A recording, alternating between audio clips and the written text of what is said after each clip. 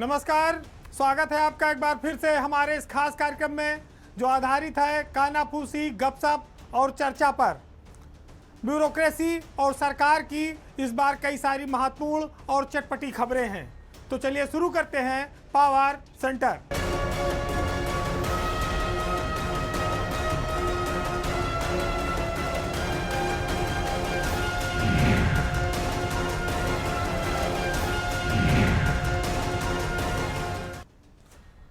कहते हैं कि मई और जून का जो महीना होता है वो रंगों भरा होता है।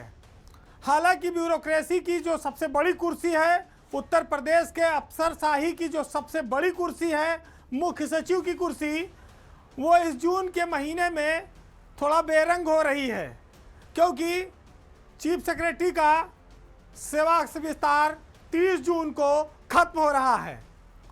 1984 बैच के IAS अफसर दुर्गा शंकर मिश्रा 3 बार से मुख्य सचिव के पद पर सेवा विस्तार से जमे हुए हैं। वो उत्तर प्रदेश में एक साथ कई रिकॉर्ड बना चुके हैं। 2.5 साल से वो लगातार इस पद पर हैं, जो अब आने वाले वक्त में शायद ही कोई इस रिकॉर्ड को तोड़ पाएगा। उत्तर प्रदेश में उनके सेवा विस्तार एक इतिहास बन चुका है। उनकी किस्मत पर ब्यूरोक्रेसी के तमाम सारे अफसर रंज करते हैं। हालांकि अब 30 तारीख बहुत निकट आ गई है और चर्चा का दौर चल पड़ा है कि दुर्गा शंकर मिश्रा को चौथी बार सेवा विस्तार मिलेगा या नहीं। दुर्गा शंकर मिश्रा 2 बार 1-1 साल के लिए और तीसरी बार 6 महीने के लिए चीफ सेक्रेटरी पद पर सेवा विस्तार पा चुके हैं। 1984 बैच के वो अफसर हैं और उनके साथ के और उनसे जूनियर 5 बैच के अफसर अब तक रिटायर हो चुके हैं। यानी कि 85, 86, 87, 88, 89, 90 तक लोग रिटायर हो गए हैं। 88 बैच में सिर्फ 2 लोग बचे हैं, रजनीश दुबे और मनोज कुमार सिंह। रजनीश दुबे इसी साल अगस्त में रिटायर हो जाएंगे, फिर मनोज कुमार सिंह अकेले बचेंगे। तो ये है दुर्गा शंकर मिश्रा का चमत्कार कि उनके सामने उनके जूनियर रिटायर होते गए और वो पद पर बने हुए हैं। गृह मंत्री के साथ उनकी एक तस्वीर ने पिछले दिनों कुछ हलचल मचा दी। दिल्ली में उनकी मुलाकात जब हुई तो वो तस्वीर वायरल हो गई और ब्यूरोक्रेसी में हंगामा मच गया कि ये क्या होने जा रहा है। कहा जाने लगा कि वो फिर से सेवा विस्तार पा सकते हैं और वो उत्तर प्रदेश में अगले 6 महीने के लिए फिर मुख्य सचिव की कुर्सी पर बैठ सकते हैं। हालांकि जानकार ये भी मानते हैं कि दुर्गा शंकर मिश्रा को इस बार सेवा विस्तार नहीं मिलेगा, क्योंकि लोकसभा चुनाव संपन्न हो चुके हैं और इस चुनाव में बीजेपी को उत्तर प्रदेश में करारी हार मिली है, जिसके बाद अब ये साफ है कि यूपी को एक अस्थायी तौर पर रिटायर्ड नहीं, सेवा विस्तार वाला नहीं, अस्थायी तौर पर मुख्य सचिव मिलना चाहिए। इसको लेकर अब केंद्र पर भी काफ़ी दबाव है। वैसे मुख्यमंत्री चाहते हैं कि उत्तर प्रदेश में रेगुलर चीफ सेक्रेटरी बने और इसके लिए 1988 बैच के मनोज कुमार सिंह इस समय सबसे ज़्यादा एलिजिबल हैं, योग्य हैं और उनकी नौकरी अभी जुलाई 2025 तक है। लेकिन दुर्गा शंकर मिश्रा पिछले 2.5 साल से बीच में टांग अड़ा देते हैं। जो चीफ सेक्रेटरी बनने आता है उसका पत्ता कट जाता है और वो फिर दोबारा उस पद पर काबिज हो जाते हैं। आज 90 बैच तक के अफसर रिटायर हो चुके हैं, लेकिन दुर्गा शंकर मिश्रा का मन आज तक भरा नहीं और वो बार बार सेवा विस्तार लेते रहे। उत्तर प्रदेश में एक ऐसी परंपरा उन्होंने डाल दी जो कभी जायज नहीं कही जाएगी। कितने अफसरों का कैरियर खत्म कर दिया। डबल इंजन की सरकार में उन्होंने दिल्ली वाले इंजन का इतना ज़्यादा इस्तेमाल कर दिया कि लखनऊ वाला इंजन भकभका के बंद हो गया और चुपचाप हो गया कि एक ही इंजन से अब NTPC से ही आप बिजली लेते रहें। वो ब्यूरोक्रेसी के सबसे बड़े लाभार्थी अफसर अब तक साबित हुए हैं। लेकिन आगे खुलासा यह है कि दुर्गा शंकर मिश्रा अपने पेंशन के कागज तैयार करवा चुके हैं चुपचाप। हालांकि इसी बीच विजिलेंस क्लियरेंस के लिए भी एक फाइल चली है। ये माना जा रहा है कि अब मुख्य सचिव यूपी नहीं दिल्ली में किसी पद के लिए ट्राई कर रहे हैं और दिल्ली में भी उनको कोई इम्पोर्टेंट पद मिल सकता है, पीएमओ में या कहीं लेफ्टिनेंट गवर्नर के रूप में या लोकसभा के महासचिव के रूप में। इस तरह से चीज़ें वहाँ पर चर्चा में हैं। अगर ऐसा होता है तो यूपी के लिए बहुत भलाई वाला निर्णय होगा, पीछा छूट जाएगा और कह सकते हैं कि ब्यूरोक्रेसी में आने वाले अफसरों के लिए रास्ता खुल जाएगा कि आज वो ये ख्वाब देख सकें कि यूपी की वो शीर्ष कुर्सी पर वो बैठ पाएंगे।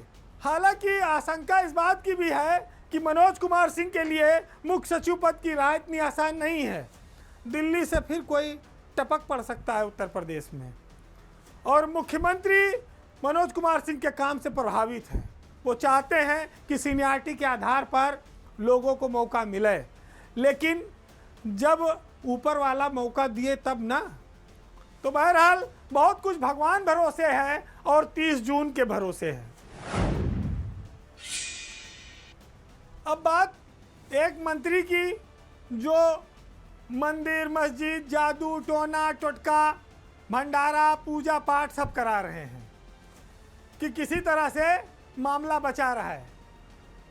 यूपी सरकार में वो काफ़ी ताकतवर मंत्री हैं, पुराने नेता हैं, भाजपा के प्रदेश अध्यक्ष रहे हैं, लेकिन कहते हैं जब वक्त खराब होता है तो मुसीबत चौतरफा आती है। ऐसा ही उत्तर प्रदेश के कृषि मंत्री सूर्य प्रताप शाही के साथ भी हो रहा है।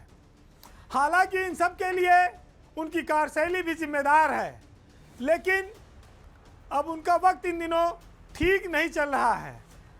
खेती किसानी वाले विभाग में वो पहले भी कई बार विवादों में आए हैं, उसके बावजूद वो 7 साल से उत्तर प्रदेश में कृषि मंत्री पद पर कायम है। हालांकि पावर कितना है और आनंद कितना है ये अलग बात है, लेकिन जब सालाना ट्रांसफ़र पोस्टिंग का मामला आता है तो विभाग में उनकी हुकूमत अच्छी चलती है। उसके बाद कुछ दिन पंचम तल के और मुख्यमंत्री कार्यालय के भरोसे चलानी पड़ती है। वैसे एक मामला और आया था जब कृषि निदेशक बनाने के लिए उन्होंने अपने एक चहेते की खातिर एड़ी चोटी का जोर लगा दिया, लेकिन वो नहीं बन पाए। जिसे वो पसंद करते थे उसे वो बनवा नहीं पाए, तो थोड़ा उनको निराशा हुई। समय समय पर झटके मिलते रहते हैं। अब समस्या यह खड़ी हुई कि पार्टी और सरकार ने उनको जहां जिम्मेदारी दी वो हर जगह फेल हो गए। वो पार्टी और सरकार दोनों के लिए अशुभ साबित हो गए। मामला यह है कि अयोध्या में भाजपा हार गई और अयोध्या के प्रभारी मंत्री हैं सूर्य प्रताप शाही। जब राम मंदिर बना अयोध्या में तब यह हुआ कि वीआईपी जो मेहमान आएंगे उनकी खातिरदारी और देखभाल का जिम्मा सूर्य प्रताप शाही संभालेंगे। तो उन्हें लगा चलो भाई राम लला के आशीर्वाद से जो ग्रह दशा खराब चल रही है यहाँ कुछ सेवा पानी करेंगे तो सब ठीक हो जाएगी। लेकिन लोकसभा चुनाव में उल्टा हो गया।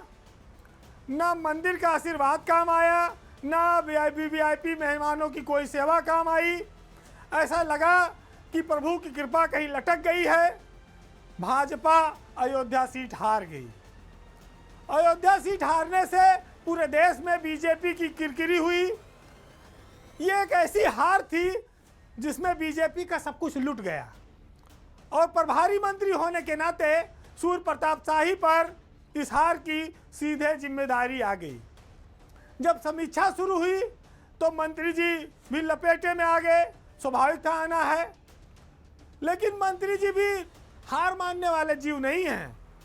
जब राम लला से निराश हुए तो राम लला के भक्त हनुमान की शरण में जा पहुंचे और इसके लिए उन्होंने बाकायदा लखनऊ में भंडारा करा दिया हनुमान जी के मंगल पर और कहा कि इसी बहाने शायद कुछ कल्याण हो जाए, राम न सही तो हनुमान की कृपा मिल जाए। अब आने वाले वक्त में यह तय होगा कि तमाम जतन उपाय कई दिनों से अनुष्ठान करने के बाद आखिर मन की बेचैनी दूर क्यों नहीं हो रही है। कितनी मनौतियाँ मांगी जा रही हैं, लेकिन मंत्री जी का दिल है कि वो स्थिर नहीं रह पा रहा है, तसल्ली नहीं हो रही है। ये माना जा रहा है कि आने वाले 2 महीने के भीतर भाजपा में, मंत्रिमंडल में बड़े परिवर्तन होंगे। अब उस परिवर्तन में शाही जी का क्या रोल रहेगा, क्या स्थिति बनती है, शायद उसी सब से बचने बचाने के लिए ये सब तौर तरीके आजमाए जा रहे हैं। लेकिन अतीत में इतनी कहानी किस्सा इकट्ठा हो गया कि अब इस बार उनका राह जो है वो थोड़ी कठिन नजर आ रही है। मई और जून भीषण गर्मी के महीने हैं, तापमान 50 डिग्री तक पहुंच जा रहा है। लेकिन जिलों में जो डीएम साहबान लोग हैं वो अपनी ठंडक के लिए पूरा इंतजाम किए हुए हैं। एसी, कूलर, पंखा सब रहते हैं सरकारी तंत्र में। लेकिन जब इससे भी मन नहीं भरता तो एक डीएम साहिबा ने स्विमिंग पूल घर में खुदवाने की इच्छा जताई। मामला चूंकि बड़ा था तो उस पर थोड़ा हंगामा मच गया। जिस विभाग को काम सौंपा था उसने कहा कि पैसा है नहीं, आवश्यकता ज़्यादा लग चुका है आपके बंगले में, हम स्विमिंग पूल कहाँ से बनवाएं। ये मामला है औरैया के डीएम का, नेहा प्रकाश का और इंजीनियर अभिषेक यादव के बीच हुए वाद विवाद का। डीएम की इच्छा पूरी न करने वाले इंजीनियर अभिषेक यादव को निलंबन झेलना पड़ा है। औरैया जिले में डीएम नेहा प्रकाश ने पीडब्ल्यूडी के एक्सियन अभिषेक यादव के खिलाफ निलंबन का पत्र लिखा और उसमें लिखा कि ये चुनाव ड्यूटी में लापरवाही बरतते हैं। जो मंच बनाया था इन्होंने वो घटिया था, वो टूट गया और ये अनुपस्थित रहते हैं ड्यूटी से, इसलिए इनके खिलाफ निलंबन की कार्रवाई की जाए। लेकिन जब एक्सियन ने राज खोला तो फिर लखनऊ तक हंगामा मच गया। राज यह खुला कि डीएम साहब के घर में 3.25 करोड़ रुपए का लगभग का काम होना था, जिसमें बाथरूम में महंगी महंगी फिटिंग लगनी थी, रंग रोगन होना था, सड़क बननी थी और तमाम सारी चीज़ें हो रही थी। लेकिन पैसा 80 लाख रुपए ज़्यादा लग गया। इसी बीच डीएम साहब ने इच्छा जताई कि बंगले में एक स्विमिंग पूल भी होना चाहिए और बंगला काफ़ी बड़ा है तो इसके रोड का नया निर्माण करा दो। अब इंजीनियर साहब के पास बजट का पैसा था नहीं, निर्माण कराएं तो कहाँ से कराएं। चुपचाप रहे, टालते रहे और टालते रहे तो जैसे आचार संहिता खत्म हुई तैसे डीएम साहब ने उनके निलंबन की संस्तुति प्रमुख सचिव को कर दी और अभिषेक यादव निलंबित हो गए।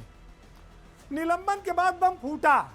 अभिषेक ने 76 पन्ने का लेटर लिखा है प्रमुख सचिव को, जो इस समय लखनऊ में घूम रहा है। अजय चौहान पीडब्ल्यूडी के प्रमुख सचिव हैं। उस लेटर में खुलासा हुआ है कि स्विमिंग पूल और सड़क न बनवाने से डीएम उनसे नाराज थी और यही वजह है कि मानक विहीन मंच का ड्यूटी से गायब रखने का आरोप लगाकर उनको निलंबित किया गया है।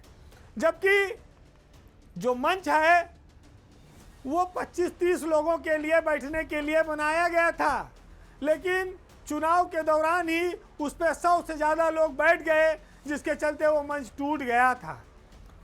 एक्सियन का कहना है इसमें हमारी कोई गलती नहीं है। मैडम ने अपने घर के कमरे में, किचन में, बाथरूम में काफ़ी महंगे उपकरण लगवा लिए हैं। अब स्विमिंग पूल और सड़क हम कहाँ से बनवाएं, इसके लिए वो मौखिक आदेश देती हैं। इनकार करने पर मानसिक उत्पीड़न होता है। तो ये सब चीज़ें ऐसी हैं जो सरकार की आंख खोलने के लिए हैं। सरकार देखे कि जिलों में जिलाधिकारी इतनी सुविधा देने के बाद भी उनकी शान और शौकत घटी रहती है, उसको वो रोज़ बढ़ाने में लगे रहते हैं। अब नेहा प्रकाश 2012 बैच की आईएएस अफसर हैं। वो पहले श्रावस्ती में भी डीएम रही हैं। उनके जो पति हैं वो भी आईएएस अफसर हैं और इस समय लखनऊ में विशेष सचिव गृह के पद पर तैनात हैं। पति पत्नी दोनों आईएएस अफसर हैं। पति भी कई बार विवादों में रहे हैं। पीलीभीत में जब डीएम थे उनका भी एक्सियन से एक विवाद हो गया था। फिर वो रायबरेली में गए तो वहाँ सीएमओ से उनका एक विवाद हो गया। लेकिन नेहा प्रकाश ने इस पूरे चुनाव में पूरे उत्तर प्रदेश में इकलौता नाम कायम किया। इस गर्मी से बचने के लिए स्विमिंग पूल की आवश्यकता जिलाधिकारी के आवास में महसूस की गई। अफसरों के लिए सरकार लाखों करोड़ों रुपया खर्च करती है, जनता के पैसे से वो खर्च होते हैं, लेकिन अफसरों का दिल भरता नहीं है। पता नहीं पेट भरता है कि नहीं, ये तो अलग बात है, लेकिन सरकारी पैसे पर बजट से ज़्यादा खर्च कराना भी एक तरह का अपराध है। अब ऐसे अफसरों पर सरकार क्या कार्रवाई करती है वो देखे और समझे, लेकिन चूंकि महिला अफसर हैं उनसे इस तरह की उम्मीद नहीं की जाती कि वो इन सब चीज़ों के लिए किसी एक्सीएन का इंजीनियर का उत्पीड़न करें। हो सकता है कि कहीं से उनको किसी ने कहा हो, लेकिन इतना ज़रूर है कि जिलाधिकारी बनने के बाद अधिकारी अपने आप को ज़मीन से ऊपर और खुदा से भी ऊपर समझने लगते हैं। उनकी नज़र में अन्य विभागों के अधिकारी चींटी और भुनगा नज़र आते हैं।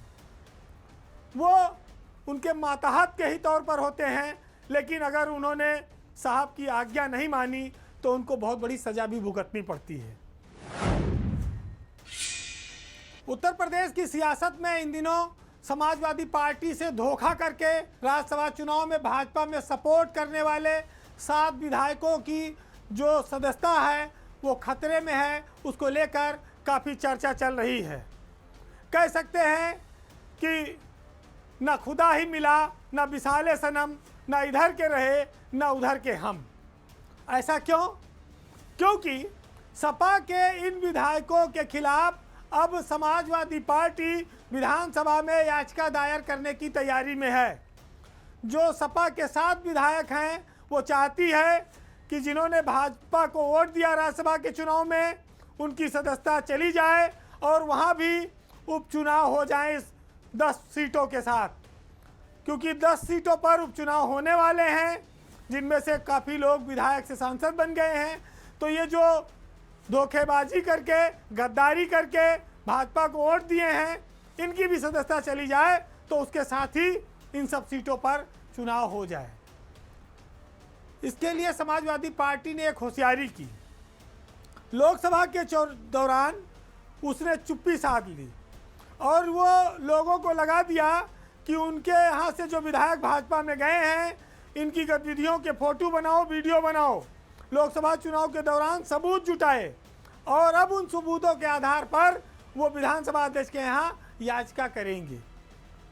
अब आप जानते हैं कि जो 7 विधायक पाला बदल कर भाजपा को वोट दिए थे उसमें मनोज पांडे, राकेश सिंह, राकेश पांडे, अभय सिंह, विनोद चतुर्वेदी, पूजा पाल, आशुतोष मौर्य, बहुत सारे लोग शामिल हैं।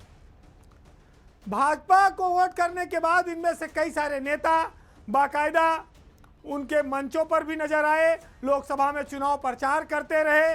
मनोज पांडे ने तो बाकायदा रैली को संबोधित किया। राकेश पांडे का लड़का अंबेडकर नगर में बीजेपी के टिकट पर लड़ रहा था, वहां पर वो लगातार मंचों पर रहे पांडे जी। और अब चूंकि बेटा हार गया चुनाव और पिताजी की सदस्यता अगर चली गई तो कहा जाएगा कि बाल बच्चा सही डूब गए। वैसे एक चीज़ आप देखेंगे कि समाजवादी पार्टी से दल बदल करने वाले अधिकतर विधायकों की हालत बहुत खराब है, क्योंकि वो अपने विधानसभा क्षेत्रों में पिछड़ गए हैं। वहाँ बीजेपी को वो जितवा नहीं पाए हैं, उनके विधानसभा क्षेत्रों में बीजेपी हार गई है। और इधर वीआईपी सुरक्षा लेकर कैटेगरी केंद्र से और बीजेपी में नए नए नवेले गए थे, फटका पहना जय श्री राम बोलने लगे थे, लेकिन लोकसभा चुनाव के परिणाम ने सारे उत्साह को खत्म कर दिया है। उनके आगे भविष्य की राजनीति एक अंधकार की तरह खड़ी हो गई है। ये विधायकों का भविष्य क्या होगा इस पर वो खुद मुतमईन नहीं है। पता नहीं बीजेपी विधानसभा चुनाव में उनको टिकट देगी या नहीं, और अगर टिकट दे भी दिया तो फिर क्या वो चुनाव जीत पाएंगे, इस आंकड़ों के हिसाब से ये भी बड़ा कठिन है।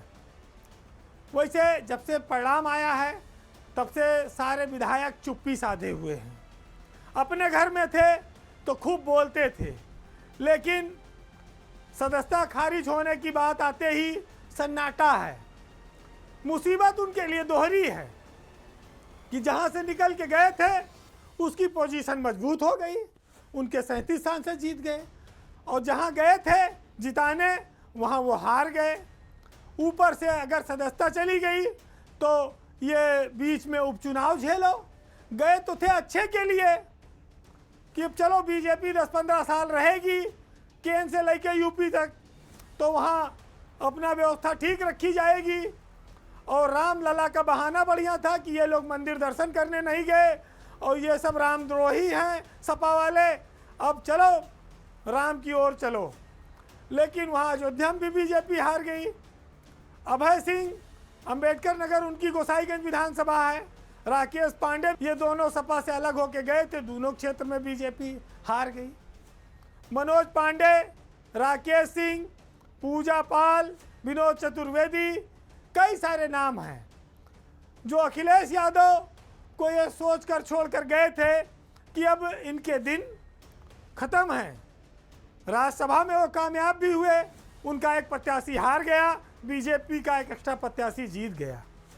खूब मिठाइयाँ खाई, खूब तालियां बिटोरी और खूब श्रेय भी लिया, लेकिन अब इस हार पर कोई श्रेय लेने के लिए आगे नहीं आ रहा है और न ये कह रहा है भैया हम अपने विधानसभा क्षेत्र में तो जिता दिए। तो इसका मतलब साफ है कि इन विधायकों की धोखेबाजी को, दल बदल को उनके विधानसभा क्षेत्र की जनता ने स्वीकार नहीं किया है, उसको ये बात खराब लगी है। सियासत में ऐसे ही मैसेज से भावनाओं को समझा जा सकता है और जो नहीं समझ पाते वो गड्ढे में गिरते हैं। उनको भाजपा में कितना सम्मान मिल रहा है, भाजपा के मूल लोग उनको कितना स्वीकार कर पा रहे हैं, ये तो उनका दिल जानता होगा। अब सोचते होंगे कि ऐसे अच्छा तो वहीं रहन, वहाँ तो मामला ठीक हो गया, हो सका 2027 में मामला और ठीक हो जाए, तो वहाँ रहते टिकट भी गारंटी थी, विधायक थे ही, सम्मान भी था, राष्ट्रीय अध्यक्ष से सीधे हाथ मिलाते थे, अखिलेश से मिल लेते थे। यहाँ तो एक बार दिल्ली की मुलाकात भय रही, उसके बाद तो अब चक्कर लगाओ कि कब वो टाइम मिल जाए तो बात अलग है। मुनव्वर राना का एक बड़ा प्रसिद्ध शेर है इस पर कि मुजाहिरों के लिए कि जब हिंदुस्तान पाकिस्तान का बंटवारा हुआ तो बहुत सारे लोग हिंदुस्तान छोड़कर भी पाकिस्तान गए, वहाँ वो मुसलमान नहीं मुजाहिर कहलाए जबकि वो मुसलमान थे। उसी तरह मामला यहाँ भी है, तो सुनिएगा जरा, काफ़ी वो फिट बैठता है इन विधायकों पर कि मुजाहिर हैं मगर हम एक दुनिया छोड़ आए हैं, तुम्हारे पास जितना है हम उतना छोड़ आए हैं। हमारी अहलिया तो आ गई, माँ छूट गई आखिर कि हम पीतल उठा लाए, सोना छोड़ आए हैं, और यहाँ 2 कमरों का घर और ये गुजरती ज़िंदगी अपनी, वहाँ इतना बड़ा तो हम नौकर का कमरा छोड़ आए हैं, और वहाँ आशाएं से कम थी, तमन्नाएं ज़्यादा थी, यहाँ तेल 9 मन है तो राधा छोड़ आए हैं। नमस्कार।